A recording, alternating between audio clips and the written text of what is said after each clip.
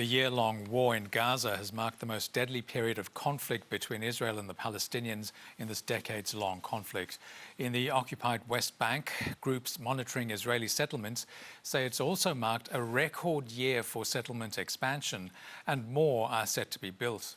The latest development announced, named Nahal Heletz, on a UNESCO World Heritage site just outside Bethlehem. Journalist Claudia Farhart and camera operator David Ollier visited the area, where some families have already been displaced. Wedged between barrier walls and military checkpoints, this ancient valley is fast becoming the West Bank's latest flashpoint. The Kasia family opened a restaurant in these hills in 2001, on land they say they inherited from their grandfather. It was the first restaurant in this area. We have faced demolitions every time we rebuilt the restaurant, 2012, 13, 15, and then 2019, we also faced demolition with the house. Ya Allah. Demolitions are usually ordered due to not having Israeli building permits, which the UN says are nearly impossible to obtain for Palestinians. For 5 years, Alice and her family stayed on their land, living in tents, until this July.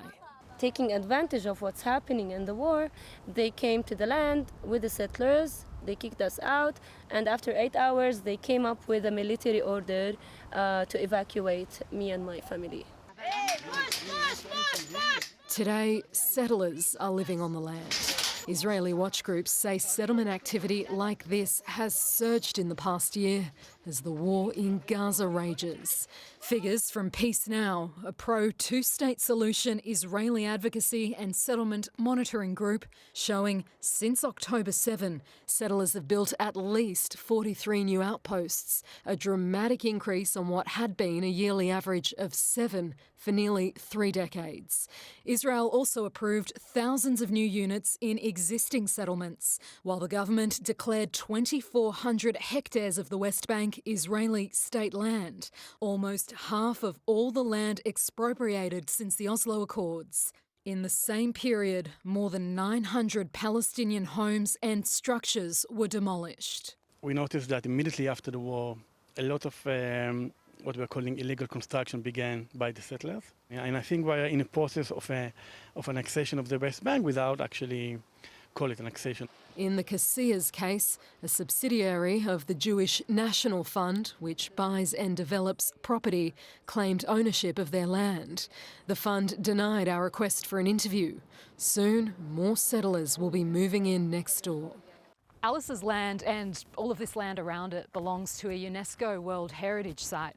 It was given that designation 10 years ago, in large part because of the ancient stone terraces it has dating back to Roman times. And right here, Israel's just announced its plans to build a new settlement. Palestinians say they've farmed this land for generations. We are working with UNESCO, and we are working with our lawyers against settlers in the Israeli courts, but they are not listening now to the international law or the local law or the Israeli law. Israel's settlements are widely viewed as illegal under international law. That view shared by the US, UK, EU, Australia and the UN.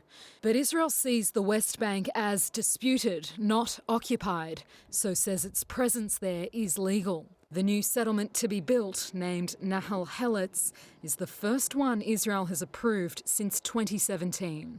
Ahead of the announcement, the Prime Minister's office saying the Security Cabinet was discussing steps to strengthen settlement in the West Bank, including in response to the countries that unilaterally recognised a Palestinian state after October 7. When the settlement was approved, far-right Finance Minister Bezalel Smotrich, a settler himself, writing, "We will continue to fight against the dangerous idea of a Palestinian state. This is the mission of my life." Before, we used to go to our land here and, for example, cultivate our land here and there, and we used to go to our olives. Nowadays, it's forbidden for us to come, and they come with their weapons. Ghassan is referring to settlers, thousands of whom were given weapons by the Israeli government after October 7.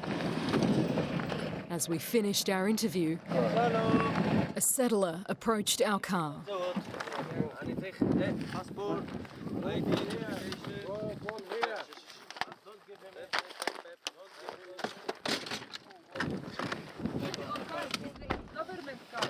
If I see you again, I will bring my mate